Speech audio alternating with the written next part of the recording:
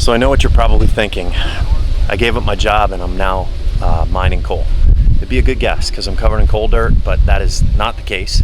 What I actually did is I'm out here at the Anthracite Outdoor Adventure Area in Cole Township, Pennsylvania, and I'm here to tour the new Mammoth Trail. It's a rock crawling trail that is the only trail like it in existence. It's brand new on the East Coast, and just an incredible trail that I want to show you here.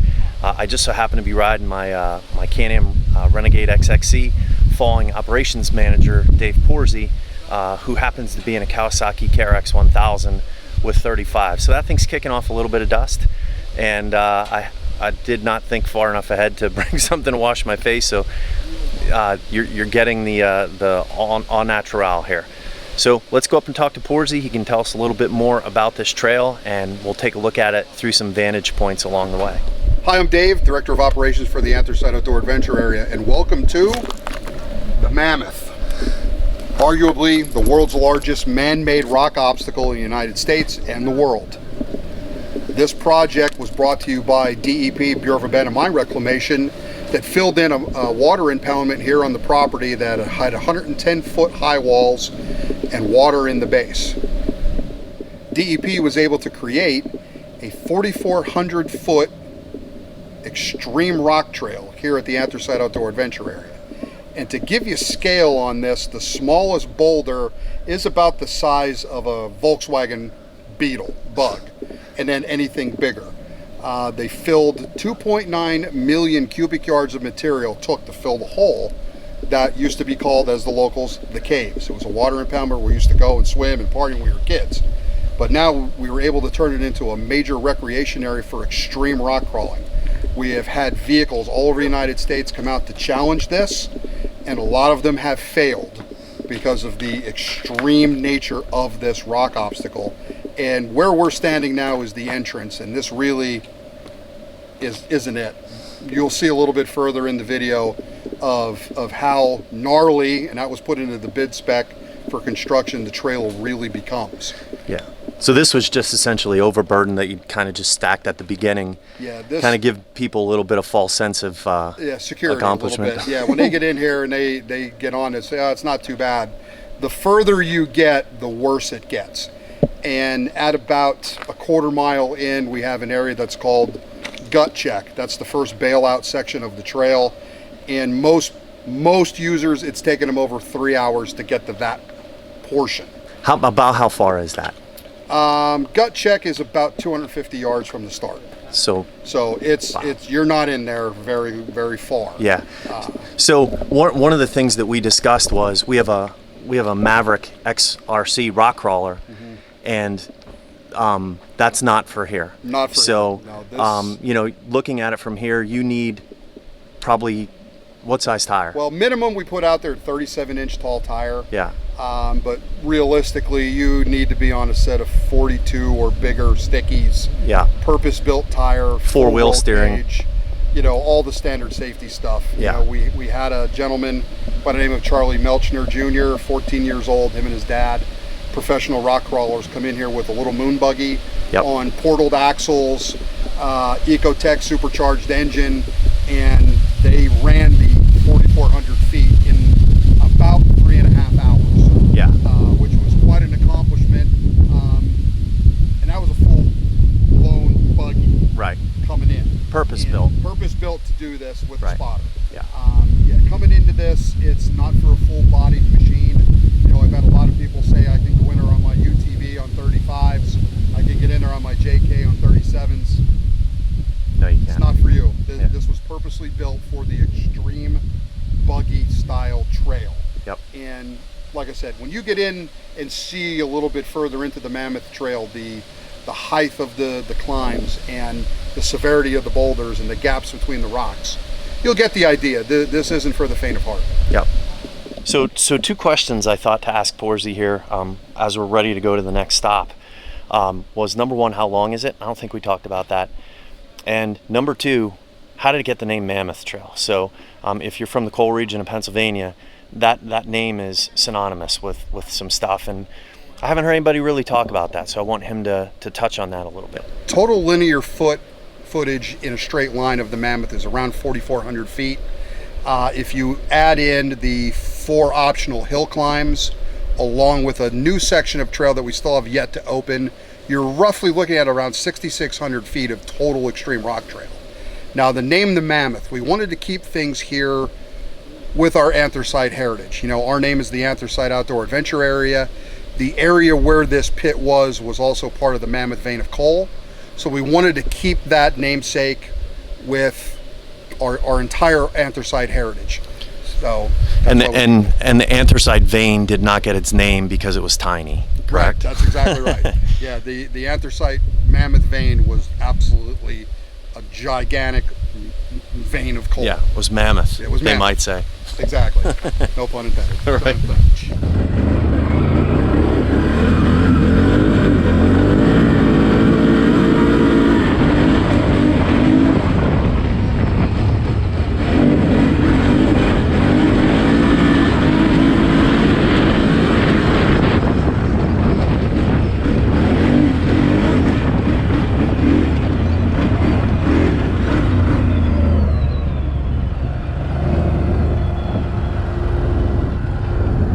So all of the dirt that's filled in has come from there. There's a heliport landing pad right there.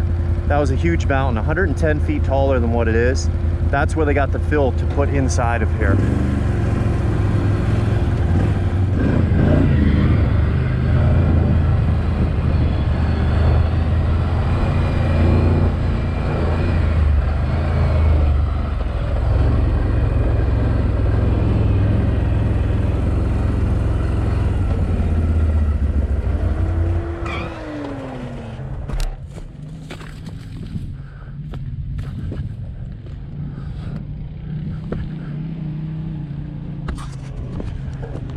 Oh my gosh.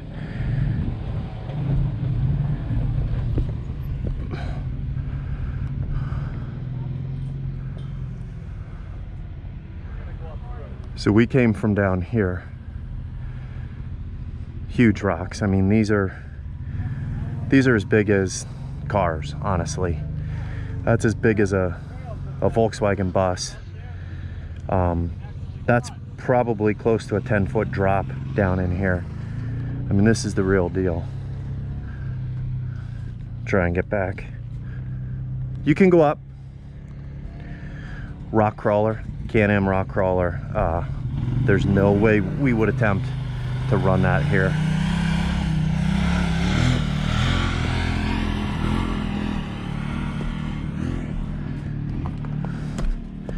And this gives you an idea. That rock's got to be close to 6 feet tall. That's on 35s. That doesn't stand a chance.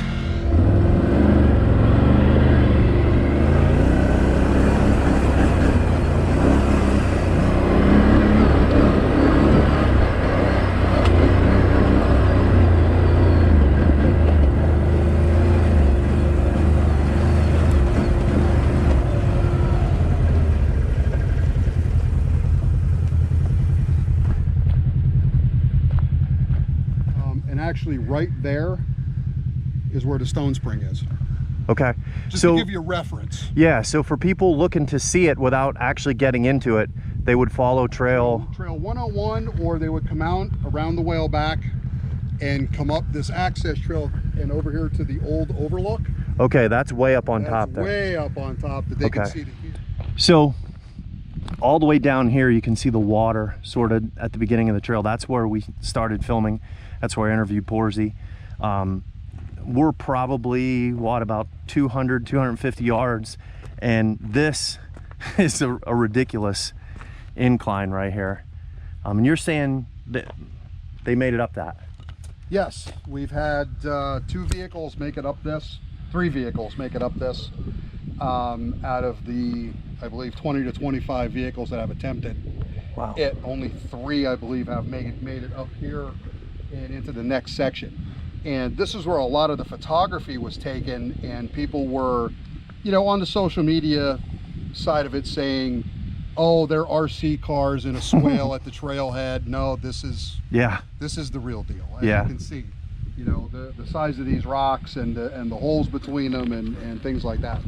This is pretty special. So one of the other reasons why the Anthracite Outdoor Adventure Area had this idea to do this project was the water impoundment itself. You know, it was a party spot for the locals, and you know, a lot of people were out here swimming, diving off the edges and things like that. When DEP came out and did the survey of the water that was here, we found out we were all wrong on how deep it was. The deepest portion was 17 feet, the average was 10, and where we all used to dive off was 7 feet. Yeah. So that was one of the main reasons. It was a major, as they call, attractive nuisance, Right. that needed to be fixed. Yep. And turned into a major economic development project to draw more people to the area. Yeah, well, and the land out here is just incredible. Like, you know, people talk about the beauty of these places, these riding locations all over the country, and the reality of it is We have it right here. yeah, I think you know, we're spoiled sometimes because I don't think people realize just how beautiful it is in central Pennsylvania. Absolutely. When we get up to the next viewing level, and you have a beautiful clear day today, we're going to look 15 miles down into Schuylkill County from standing up here in Northumberland County. It is really spectacular, the view that you now have. Yeah, awesome. So we're going to follow Porzy along the trail here. Actually, I'm going to go ahead.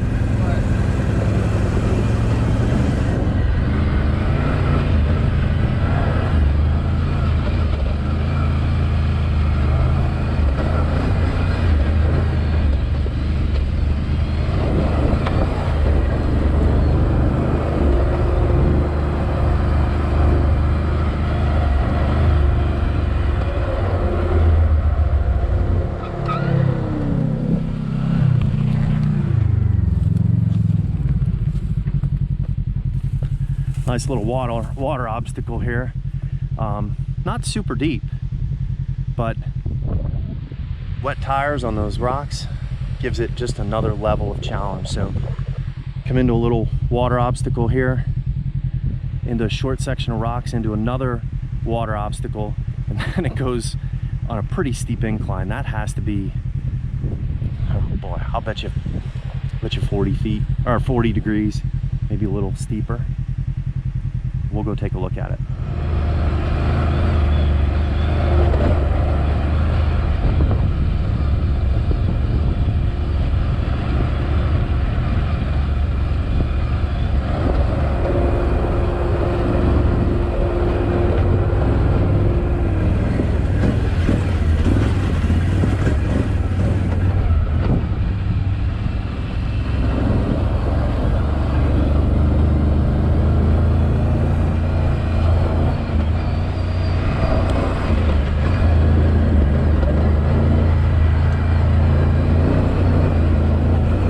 Yeah, this is super steep right here. So these are vehicle-sized rocks.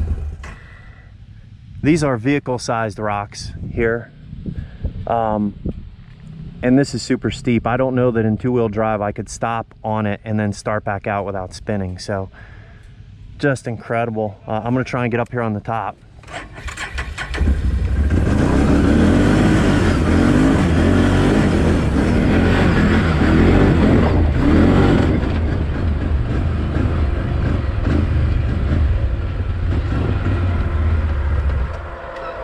So that was, there's a 1,000 horsepower Can-Am Renegade XXC.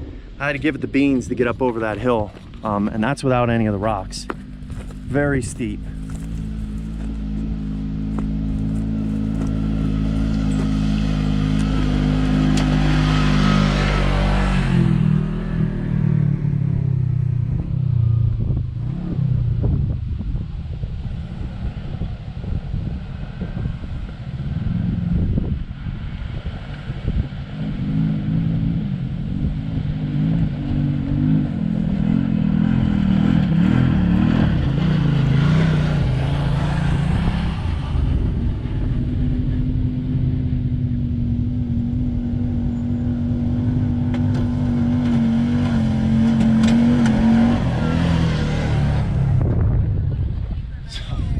The real deal. Big rocks. And here's the thing, there are voids here, right? So in addition to the big rocks, you also have areas where you'll go down here. That's probably a 4-foot drop right here. All right, now we're at one of our overlooks that we have here at the Anthracite Outdoor Adventure Area. You're getting a 15-mile view down into Schuylkill County, looking at Coltmont, the top of Cole Township, and into the city of Shamokin. One of the parts of this trail is you're at about the halfway point here. And if you look down, this is where all the trails intersect. And this has now been called the belly of the beast. Because if you've made it to here, once you get to this section to try to get up to continue on to the last section of the Mammoth, this is where people are having a lot of trouble. But it has been conquered, but no one has gone up the 2 option hills that we have here yet. Here. Yep, they have not gone up, but yeah, this is now called the belly of the beast. All right.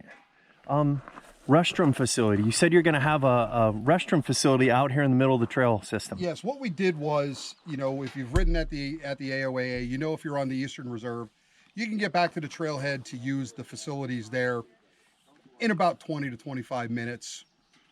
If you're out here on the west, you're talking 50 minutes plus to get back to the trailhead if you're at the furthest point. So we sat down, talked with the board, came up with an idea, and applied for a grant through DCNR, through the ATV fund, to put bathrooms in, and we were awarded the grant.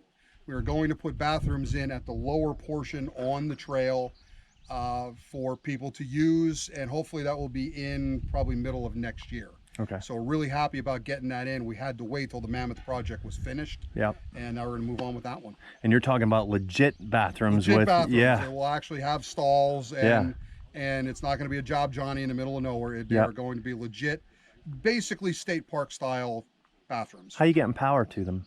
All solar. It's There gonna we be all go. solar powered, self-contained. The only thing that we're gonna have to do is come out every once in a while, hose them out, clean them, and suck the tanks out. Yep. You're not going to do that yourself, though. Well, you never know. I do wash dishes and try to empty garbage out. But, yeah. So this gives you an idea. This is the end right here. So you can see the size of that Renegade and the rock next to it. And that's basically the size of the rocks the whole way. So again, the KFX is on 35s, and you can see that there's absolutely no way that KFX is going to attempt that ever. So Lance had a great question about how these rocks were moved, not now, but when it originally was dug up.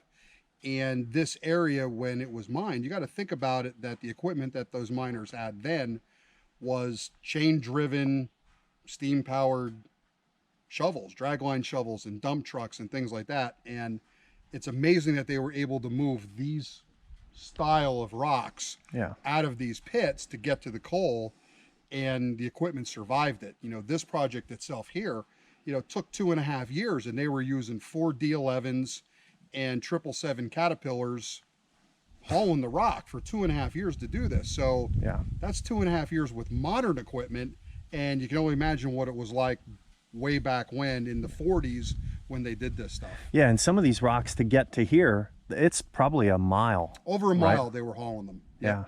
Yeah, it was quite a task. As they were digging through the spoil pile, they were taking the boulders and setting them off to the side and just staging them. And they would fill so far, then they'd bring rock in, then they'd fill some more, then they'd bring the rock in and start building the trail. So it was quite a monumental task. And Morgan Excavating, who took on the project, you know, hats off to him, because you got to remember, this was never done before, man-made. So a lot of people had to get a lot of education on what we were looking for in the end result, and they hit the nail on the head. Home run. So one final thing as we shut this down, you can't just come here and run this, right? Like, you can't walk through the door and you can't get in here. So let people know how they have to do it. One of the things about this Mammoth Trail, because of how extreme it is, we did set some guidelines aside for this, where we want you to call the trailhead, make pre-arrangements before coming here, because there are a list of rules and guidelines with the amount of vehicles you need, support vehicle, you know, the drivers and passengers have to wear helmets, the spotters and any media people that are going to be on it also need to have helmets on when they're on the trail itself. Doing that. This is not a just show up and run it type trail.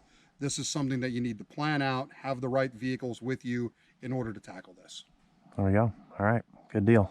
All right, thanks everybody. You know, safety first, and you know, we got these guys talking about, you know, coming out here and trying it. Here it is. Bring it, don't sing it.